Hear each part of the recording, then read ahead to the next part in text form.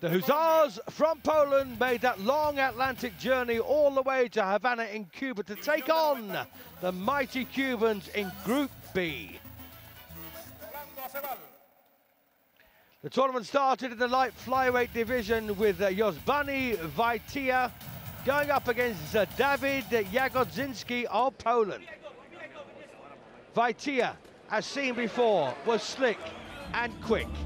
Wojtyła had his best moments later on in the fight, but Jagodzinski, well, he had some pretty decent moments early on in the bout, but there's no doubt about the winner at the end. Wojtyła had his arm raised by a unanimous decision. De Cuba, Jozbani Wojtyła.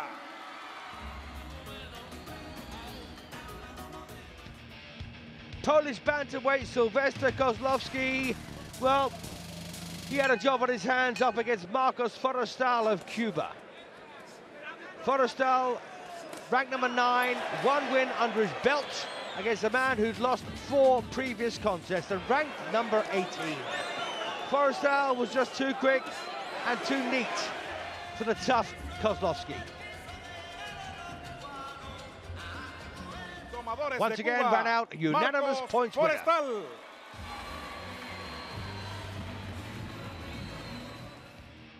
In the light welterweight division, Damian Kiwior of Poland went up against Yasnia Toledo of Cuba. The 24-year-old Toledo, well, once again, part of the Cuban template of boxing these days, quick and slick with good defensive skills to match. Kiwior did his utmost, but sadly for him was beaten in virtually every department to run out a pretty convincing points loser.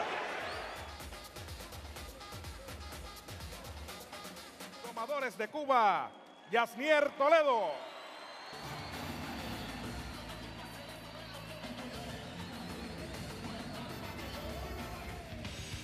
Polish middleweight Peter Gredka went up against my fighter of the night in Ramon Luis, a 22-year-old Cuban. And once again, Luis showed all of the skills his predecessor had shown, but of course with a touch of power, being a middleweight. Defensively, he was superb. On attack, he was fearless. And sadly for Gredka, all he could do was soak it up and ran out a unanimous points loser, making the team score 4-0 with just one bout to go, and that of course would be in the heavyweight division. De los domadores de Cuba, Ramón Luis.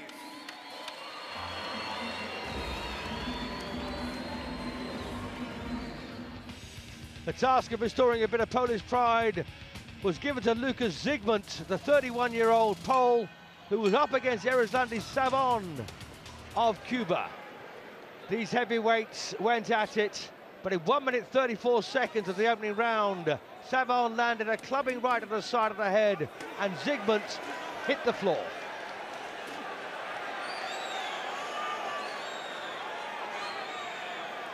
Savon, nephew of Felix Savon, the 3-time Olympic champion and 6-time world champion, wasted no time in dispatching Zygmunt, who looked to be quite relieved that things were over.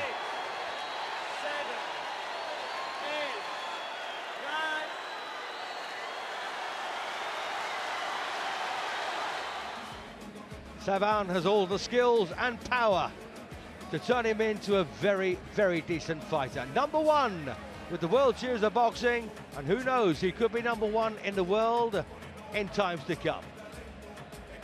The team score ultimately finished Cuba 5, Poland 0 for the second time. And there is confirmation of the scores.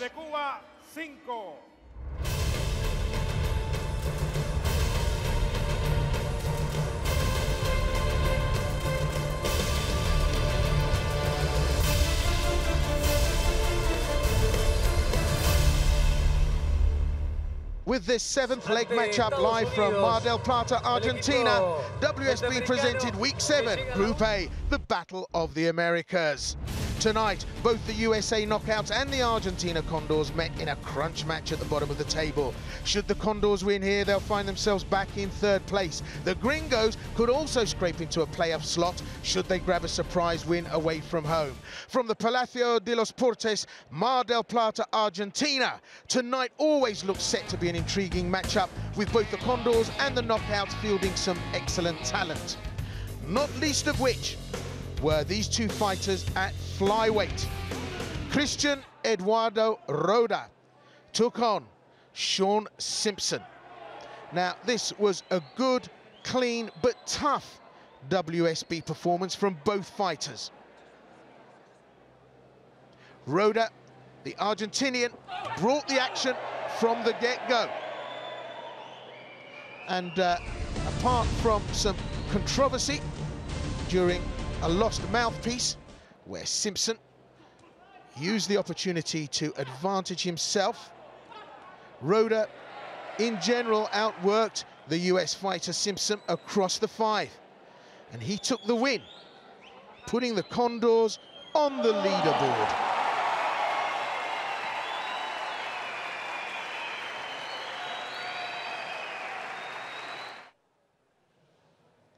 Next up, at lightweight, Brian Ivan Nunes met Luis Martin Arcondiaz, with both fighters sailing close to the edge of the rule system. Some hugging replaced slugging, and some MMA replaced boxing to bring a controversial end to this bout. Nunes unable to continue due to an injured elbow. Now that gave an easy win by way of TKO to Diaz. A little bit of controversy and arguing amongst the judges, but the win still went to Arcondiaz, and that was 1 apiece.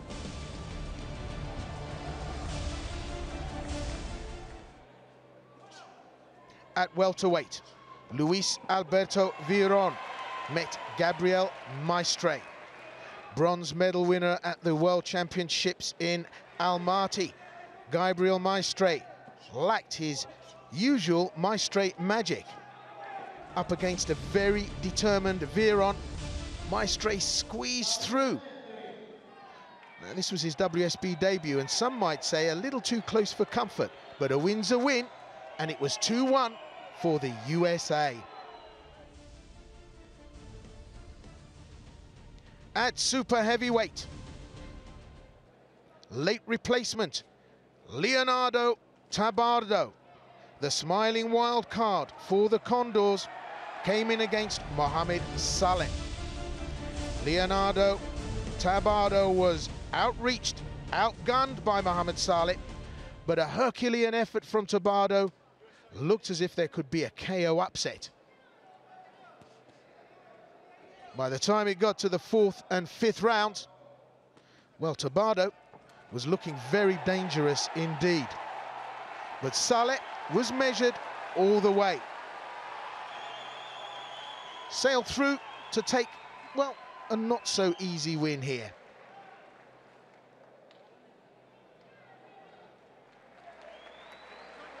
So, with a walkover at light heavyweight, it was 4-1 for the USA, and they leapfrog for a possible surprise place in the playoffs. That's the standings.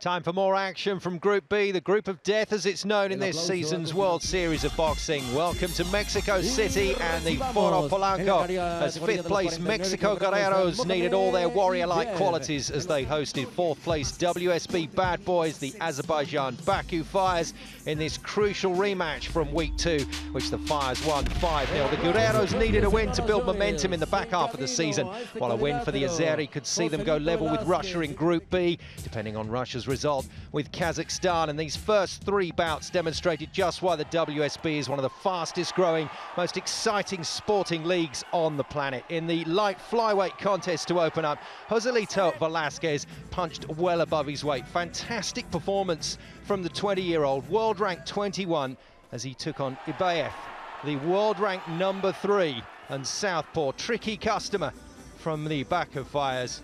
But as you can see, Ibaev just didn't know what hit him and couldn't compete with Velasquez, who just kept coming forward for a unanimous points decision.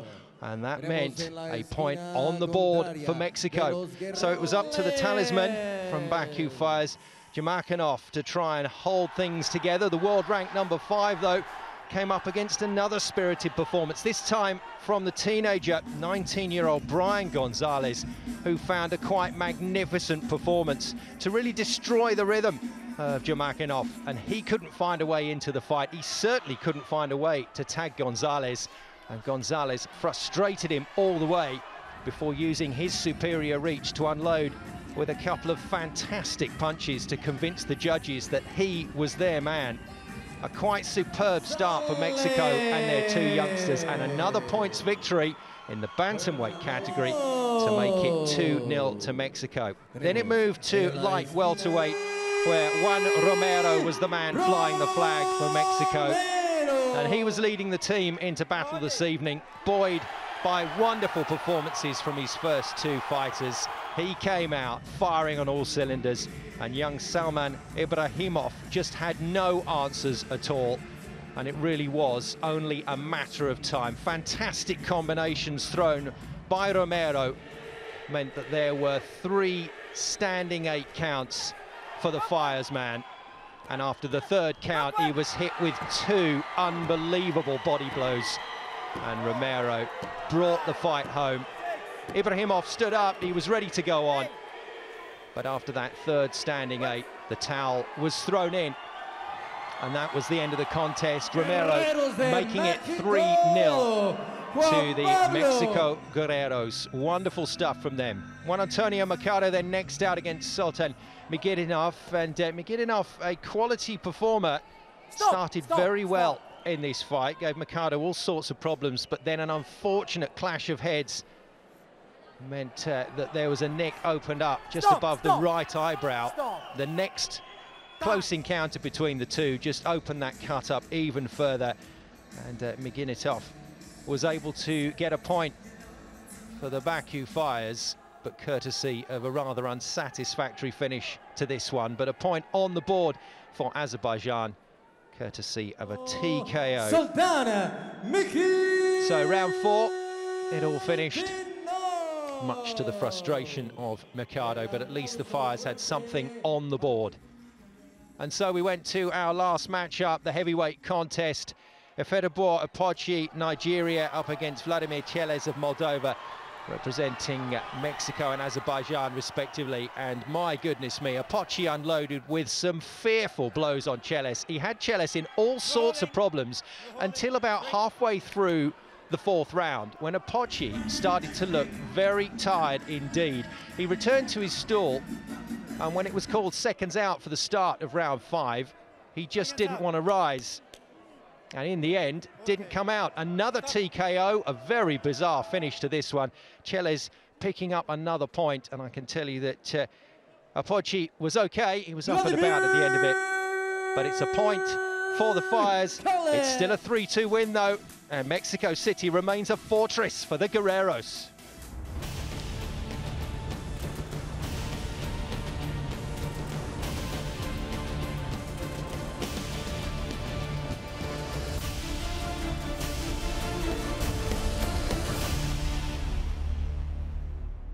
The World Series of Boxing Season 4 continued with this 7th leg international matchup.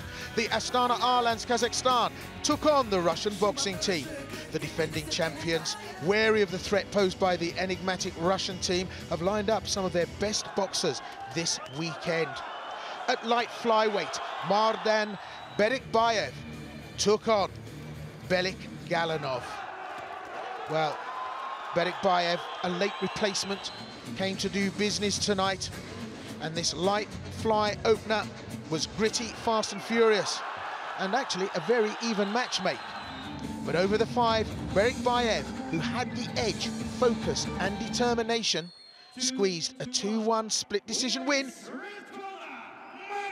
to put the Astana Arlands first on the leaderboard.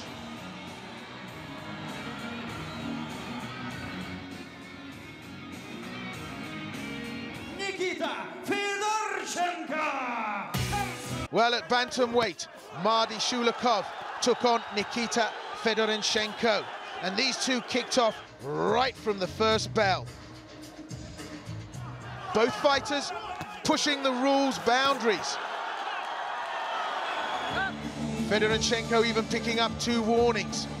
And so it went. A real roughhouse of a bout.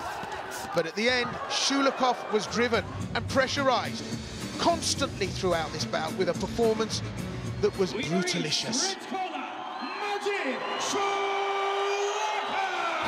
2 on the board for the Kazakhs.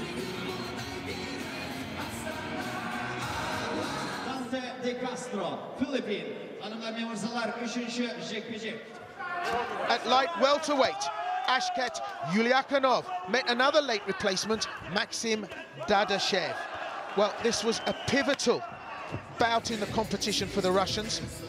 Relentless, atrocious, and like a 4-wheel drive, Russian Dadashev bulled Ashket Yuliakanov around the ring. But the slipsy and slick Kazakh had superior skills here, outboxing his Russian opponent in almost every round. And he went backwards most of the time whilst doing it. At middleweight, Sergei Derevyanchenko met Petar Kamakov. Well, at middleweight, the WSB's most successful boxer graced the canvas for the Arlands, putting his 20-1 record on the line against Russia's up-and-coming hopeful Petar Kamakov. Well, hopeful was the operative word here. Derevyanchenko demonstrated the cut between up-and-coming and been there and done it. Threatened by a damaged right eye in the 4th, Derevyanchenko stepped up, opened up his moves and forced a standing count.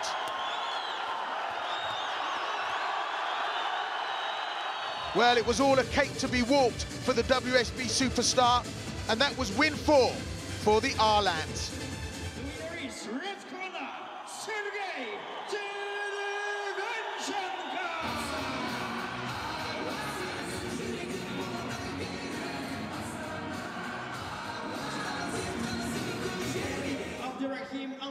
At heavyweight, Vasily Levitt met Alexei Egorov.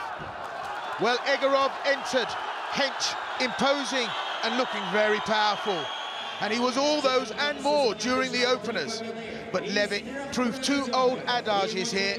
Knowledge is power, and in a bullfight, the matador always wins. Levitt gives a masterclass performance here, denying the Russians once more. Winner is red corner,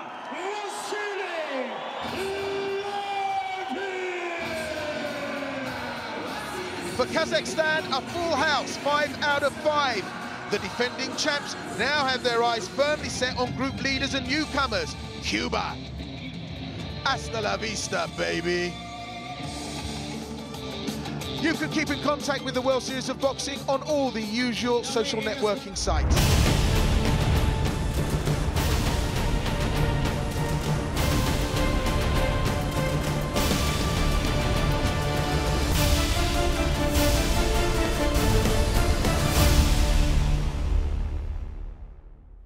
Good evening and welcome to the Centro Sportivo Italcementi in Bergamo for week 7 of the World Series of Boxing.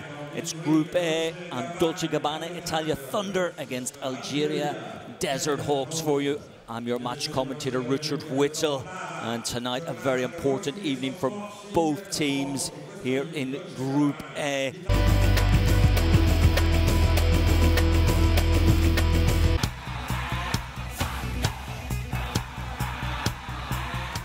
Joyce has already won over the Italian public.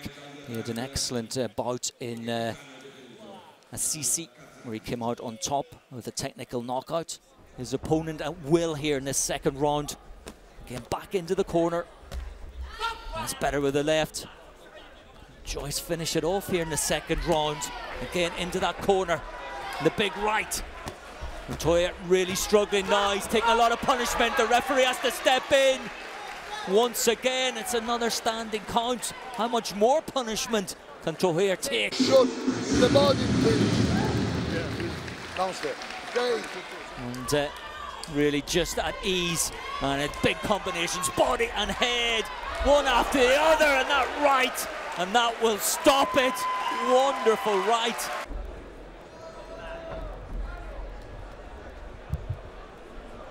In the red corner, Joseph Joyce takes it.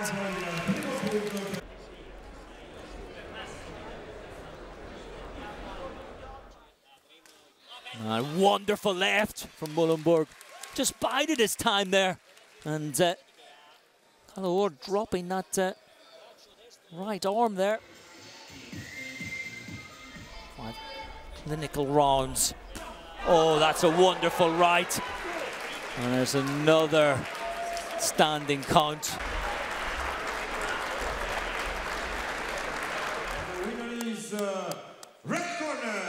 Once again, it's a red corner. It's Italia Thunder.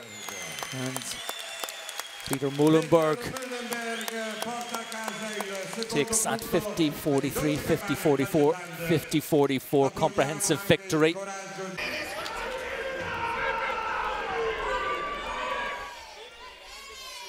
Forced back onto the ropes, Tabi trying to find a way through, and this is good aggression here from the Algeria boxer. Cosa dobbiamo fare? Quando fai quella schivata che ti piace tanto. The right to parry the efforts, but it's relentless now, and that's better with the left. You can see there, that's with the left. Really stunned Tabi. It's a red corner again. Unanimous decision. And Ricardo Pintaudi gets his first victory here in the World Series of Boxing. Valentino again trying to cut off the angles, and a couple of good shots coming in there, the left and the right.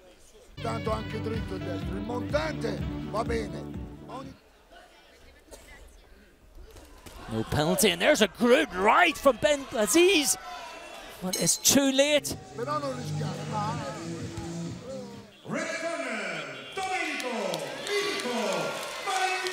And Valentino wins it easily. Picardi had closed up well. That's excellent punch there from Picardi again. Opens up his opponent.